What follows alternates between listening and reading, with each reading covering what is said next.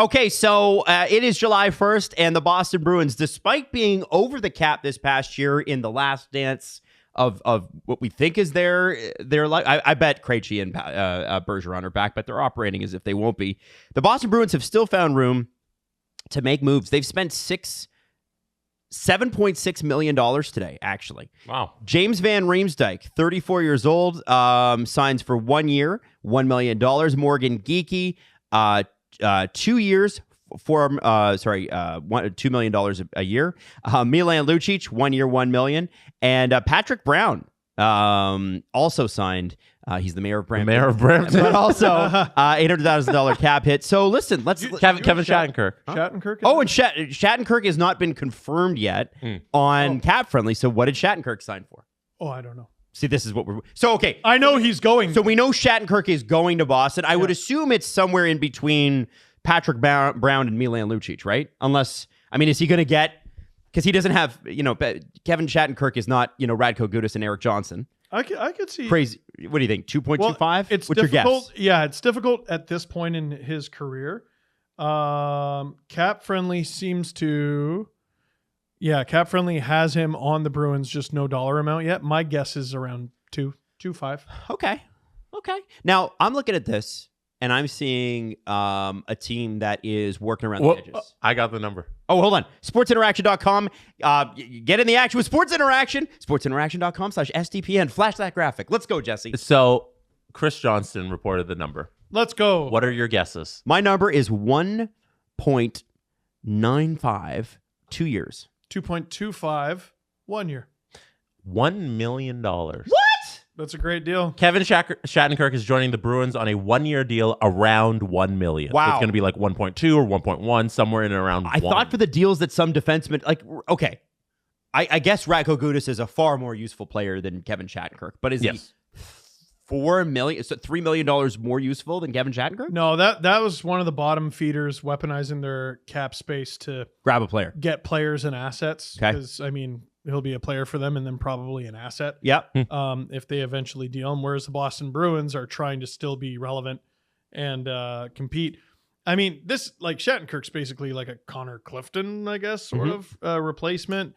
Maybe second power play unit behind McAvoy, probably ought to be. A lot of right-handers are. JVR is a fun bet. His skating's shot, but his shot's not shot. His shot's pretty his good. tipping is good. Just put him on the power play. Yeah, exactly. So there's two guys for your power play right there. Lucic, man, we were going through this earlier. The Atlantic is the punch-em-up division. Boston's got Lucic. Leafs have Reeves. The Senators just signed Boko Imama. The Montreal Canadiens have Arbor Jacki. The Florida Panthers. That's a good point. And then Buffalo doesn't really have a designated guy. Eric Johnson. He's not their designated. Yeah, I know. And he's big though. Detroit doesn't have Gavani Smith anymore, so I'm not really sure. But man, it's a tough division. I wouldn't be surprised to see Buffalo and Detroit get a couple deterrents just to throw at those guys every game. Oh, the one big one, and like everyone's been texting me about this. I've been having lots of random conversations today just to see what people say. And everyone's like, that Connor Geekie contract's pretty good. It's pretty sweet. I like that. And he's a winger / center, but because of the openings the Bruins have at center, I can imagine him playing up the middle quite a bit. I like Lucic on the Bruins, and I think just for the vibes. I think it's, the last couple of years, they've brought back some guys. Krejci and Bergeron obviously didn't go anywhere, but Krejci took it. But Lucic going back and just being able to be himself without the added scoring pressure is going to be, except for when they play the Leafs, a lot of fun to watch. Well, and again, remember, like, why did we make fun of Lucic with the Oilers and with the Flames? That stupid contract. Making 7 was way too much. It was always way too much. Now he's making $1 million. And he'll retire a Bruin, which just feels right. Since we're on the, hey, what are the Boston Bruins doing? They made some signings. I'm so interested to see what happens with Jeremy Swayman. He's an RFA. They qualified him. So I don't know where that contract lands on a team that's so hurt for cap space. I think he might get dealt.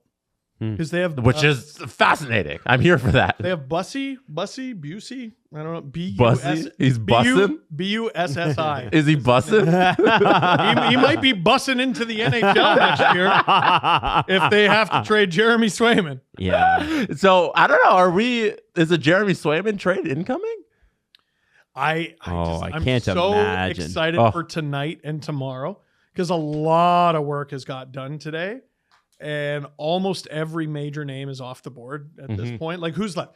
Tyler Bertuzzi, that's going to be a big hole on the Bruins. Dude had 10 points in 7 games. They still lost. Max Domi's still out there. All the buyout guys got scooped up. OEL got scooped up. Duchesne got scooped up. Wheeler got scooped up. Bunting's gone. Canes, Tarasenko, Klingberg. DeBrincat is a RFA. Matt he doesn't Dumba count. You got to trade him. Matt Dumba's a UFA. Josh Bailey was bought out. Semyon Varlamov, although I've heard that there is a deal in place, it just hasn't been done yet. Tatar, Gostisbehere, Killorn. I know Killorn's a big one. Killorn was one I know Tampa really worked to try to keep him. Another one that I'm interested in. I want to see what Seattle does with Erik Karlsson because Vince Dunn is an RFA, and I want to know what that extension looks like. So you're creeping into trades, though. Yeah, I I'm saying know. in terms of signings, Kerfoot. UFA signings. Shut up. JT Compher? Kerfoot, the biggest Comfort's deal one of out the big there. ones. Yeah, where will the feet land? I mean, based on, so it's kind of funny. How has he been with the team that long, and that's the first time we've ever said that? God. Oh, my God. Piece of crap. No, he deserves to be bullied for that. There it is. First time in Jesse's life he's been bullied. That's not true. I was a loser in high school. Oh, I believe it. Max Domi is also available. And here's another one. Depth scoring, which the Leafs need. Kaylor Yamamoto. Yeah, but again, like we're talking depth. Second line, maybe. Yeah, is there a first liner who's going to sign? You interested in Lars Eller? Nope. Total bat. I mean, yeah, like third, fourth line. Yeah. I don't know. Listen, there's some names on that board. And there are going to be some teams that are a little desperate. There's some names on the board, but there aren't names that are holding up trades.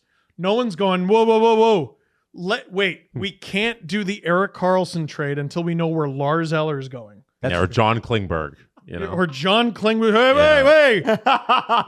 All right. Is there a team out there going, if we don't get Erik Karlsson, we'll go out and sign John Klingberg? John Klingberg has been a UFA for the last 8 years because he keeps fumbling his free agency. So all I'm saying, I feel bad for the dude. We've seen almost enough today to know that tomorrow's going to be nuts. We're going to get all the trades that we should have gotten at the draft and didn't. First time in, what was it, 16 years? Since 2007. They went with a full first round with no trades. The free agency before I started LFR was the last time there were no trades on draft day. Oh, I'm so happy we streamed for 3.5 hours. Me too. That's why I don't have a voice today on Saturday.